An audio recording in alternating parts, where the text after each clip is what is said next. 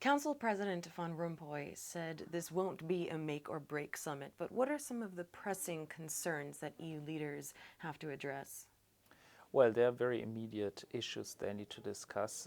Obviously, the deteriorating economic situation in Europe, but also globally, is an issue that they should have on their mind. We certainly see that growth is much weaker than we initially forecasted for next year. And that requires usually a response, and that response should really come from Europe as a whole. Now, this means also that we need to talk about stimulus in the bigger economies, and Chancellor Merkel in Germany has already announced that she's contemplating such measures, which I think is a good thing, but certainly there needs to be a coordination for that. Now, the other immediate things are certainly the question of the speed of adjustment in Southern Europe, and in particular, of course, in Greece, where now the discussion is about how quickly should Greece really adjust its budget. Now, the IMF has come out very strongly saying, look, they need more time, whereas Schäuble and Germany have refused that. Now, the big issue here is, of course, if you give more time, you need more money. And the question is, where's that money going to come from?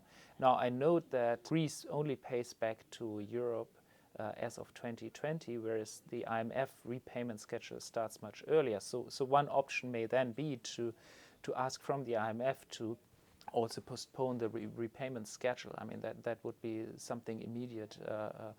But certainly the issue, the big issue is how quick can you get the adjustment in Greece done, and that's much more than just the fiscal adjustment. It's also about the entire reforms that you need to do, and because the risk is the more you provide finance, the more you may delay the reforms that are necessary.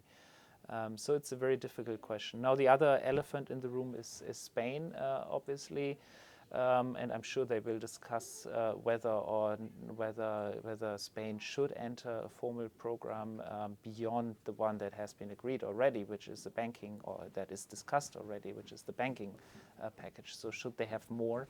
And there, I don't know what the outcome of that discussion will be, but certainly it will be an important part of the discussion. And what will the decision-making momentum be behind more long-term goals on the agenda, a separate EU budget or even banking union, for instance?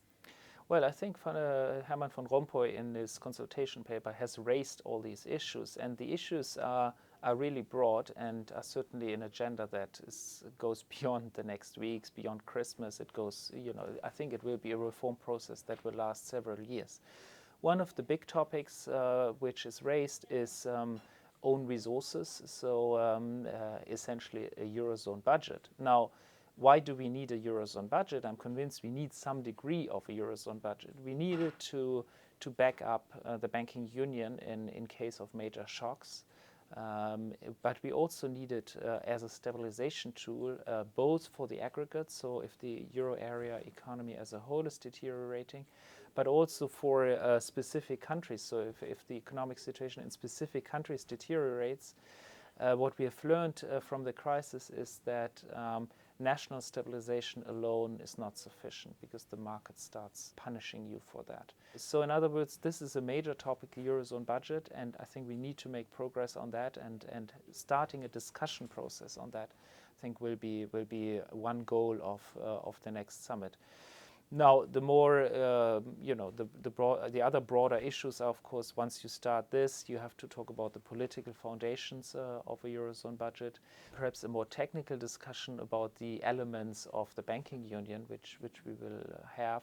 So what, beyond the supervision, what other elements should we do and how should we do them in Europe? Resolution, of course, is the big topic there, and I'm convinced we need more centralized resolution.